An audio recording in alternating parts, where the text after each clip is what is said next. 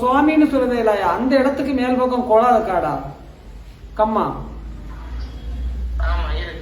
அந்த கம்மாயில ஆகாலம் இப்பம் இல்லை 2 தலைமுறைக்கு முன்கூட்டி வெள்ளம் பூந்து கோயில், அதாவது கோயில் அப்படி வாழ்ந்த கோயில், வெள்ளம் பூந்து வெள்ளம் வந்து தரமட்டமாக மணல் சாடி உள்ள முங்குனதுதான். முங்குனது இப்ப நீங்க கண்டுபிடிச்சிருக்கிறது இத்தினி மண்டைகளும் சரியா காலை கண்டுபிடிக்கல, கையை கண்டுபிடிக்கல, மண்ணு மனைகளைத்தான் நீங்க கண்டுபிடிச்சிருக்கீங்க மொத்தம். அதுல அதான் முங்கி கிடக்குடா, 3 அண்ணா முங்கி கிடக்கு, யாருமே ஒன்னும் கண்டுபிடிக்கல.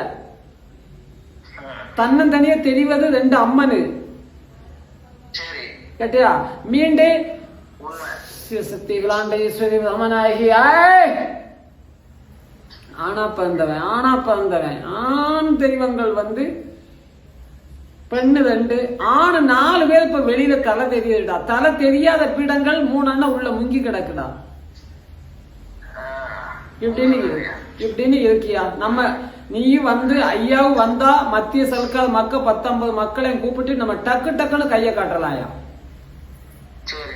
அவ்வளவுதான். நம்ம மீண்டும் சந்திப்போம்யா. என்னால உன் கணக்க சொல்லலே எனக்கு முடியலையா. எனக்கு அம்மா தெய்வத்தோட கணக்குனாப்புல அம்மா என்ன அந்த ஆட்டம் ஆட்டதாலையா.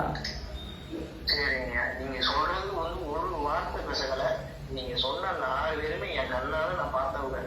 பெண் தெய்வம் 2, ஆண் தெய்வம் 4 கண்ணால பார்த்தது. என் பெத்த மகனே